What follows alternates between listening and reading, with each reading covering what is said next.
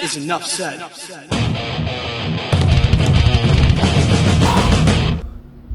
Happy Friday, Heat Nation, or as I like to call it, Fri-yay. Your boy Ernest here, back with another Miami Heat Talk video. Y'all know on Fridays I got a little extra pep in my step. Show some love by smashing that like button. Guys, we are 47 subscribers away from the big 5,000.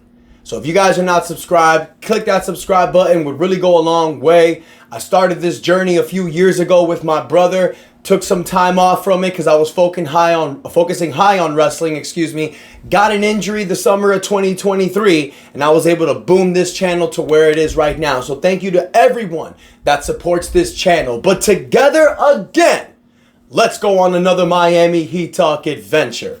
Now, before we get to today's topic, you guys, as I've mentioned before, the Miami Heat have a tough weekend coming up ahead of us. We got the Phoenix Suns Saturday. You got the Cleveland Cavaliers on Sunday. Back-to-back games with two teams with winning records. Now, as we've seen this season, the Miami Heat have not done that great against teams with winning records. We're 10-10. Mediocre, mid, whatever you want to call it. That's how the Miami Heat have been playing this season. Yes, you had that eruption from Tyler Hero the last game against the Los Angeles Lakers. And I know we've been on a high after that game as Heat fans, but we got to remember what the season has been before that game. Some games you're going to see these incredible showings, but then other games we fall flat on our face. So I really want to see what this Miami Heat team does moving forward. This is a true test against Phoenix and Cleveland. Can you win these games? Can you win at least one of them? Or are you destined to lose both? I'm curious what you guys think in the comments. Let me know. Now, today's subject, you guys, is going to be about Terry Rozier. Because I wanted to ask all of you guys to let me know in the comments. Where do you think Terry Rozier fits best on this team? Do you think he fits best as a starter? His current six-man role? Or do you guys think it's time that we look at the writing on the wall and trade Terry Rozier? Now, I usually like to give my opinions towards the end of the video, but like I've been saying recently, I've been noticing a lot. People usually watch my videos, they hear one thing they don't like, they stop watching the video, go straight to the comments without listening to my actual initial thoughts. So I'm going to tell you guys right here in the beginning.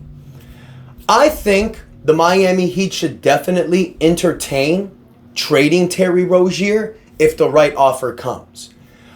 We know that Kel'el Ware is not ready yet. So we still have this size issue. That's been our biggest problem for the last few years. We haven't addressed it.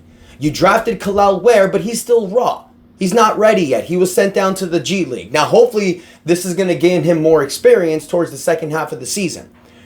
But absolutely, if you have an opportunity to trade for Terry Rozier for a player that helps upgrade your roster, we know what we're truly lacking. Size presence and a floor general point guard.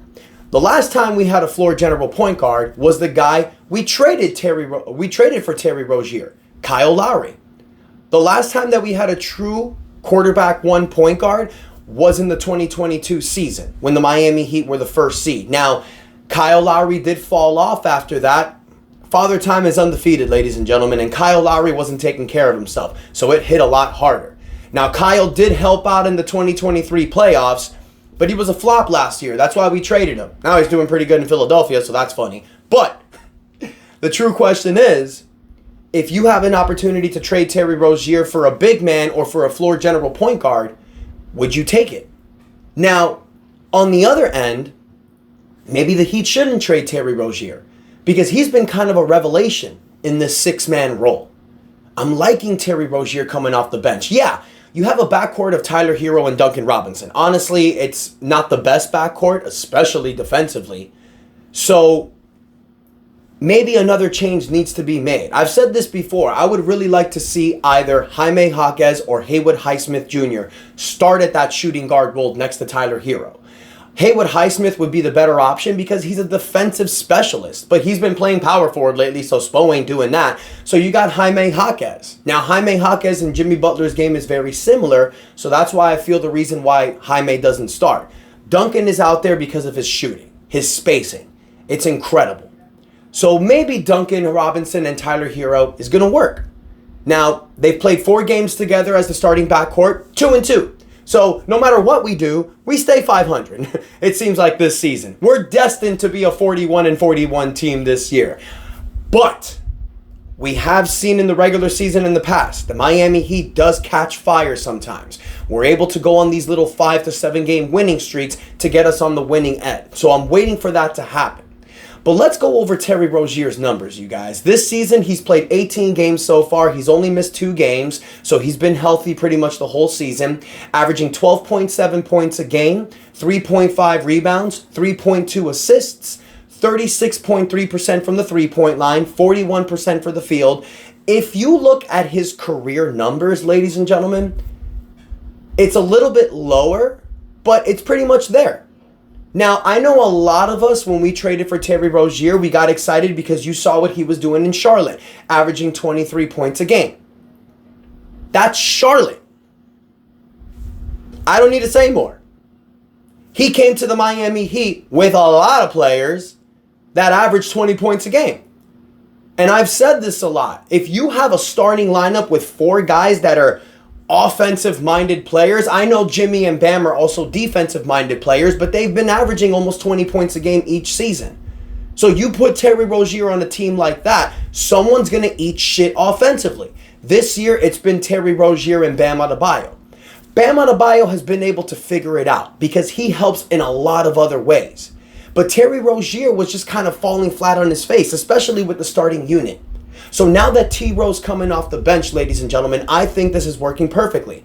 The last 4 games that Terry Rozier has come off the bench, he's scored 12 points against Toronto, then 17 points after that, a measly 4 points against Boston, but that was just a terrible game. And then the last game against the Lakers, he scored 16 points off the bench.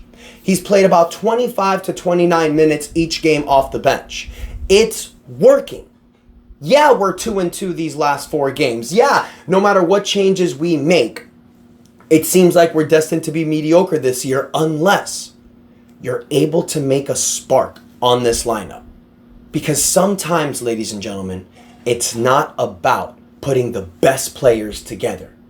It's about putting the right pieces together. What fits? I know a lot of us have questioned Spo on his decisions that he's made this year. But it's like I've also mentioned in the past, you guys, we have a lot of B-, C+ level players coming off this bench. So Eric Spoelstra is trying to find the right rotation. And I think he's kind of found it. I don't like Haywood Highsmith starting at the power forward. I'm going to say that right now. I hate it. He's 6'4" as a power forward. Hell are we doing? I know you have Jimmy Butler out there who's 6'7" as your small forward who can switch with Highsmith. I get that. But we've seen it in the past. It's worked sometimes, but then it doesn't work. You need size. We all know that the eventual lineup that's going to be out there, that should be out there, Kel'el Ware at the 5, Bam at the 4, Jimmy at the 3. That'll be dangerous. We just need Kel'el Ware to get right.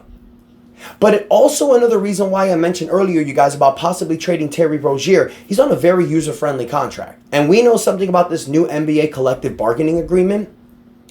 Certain players are going to be moved just because of the salaries. This year, Terry Rozier is making almost $25 million. Next season, he makes $26.6 million. Now, it is the final year of his contract next season. And as we all know in the NBA, players that are nearing the end of their contracts, teams love trading for them because it gives them an immense amount of flexibility. So I want to ask you, Heat Nation, do you think that it's time to move on from Terry Rozier, even though we wasted a future first-round draft pick for him? If you can get that draft capital back, plus a piece that helps you on this rotation, would you make that trade? Do you think that Terry Rozier should stay on this team because of his 6-man presence and what he brings off the bench? Or do some of you feel that Terry Rozier should actually be the starting point guard? Let me know what you guys think in the comments. Don't forget to like the video. Please do not forget to subscribe to the channel, you guys. We knocking on the door to 5,000 subscribers. I need all hands on deck. Thank you so much to everyone that supports this channel. Love you guys. See y'all in the comments. And until next time, your boy Ernest out. That is enough said. Let's go Heat.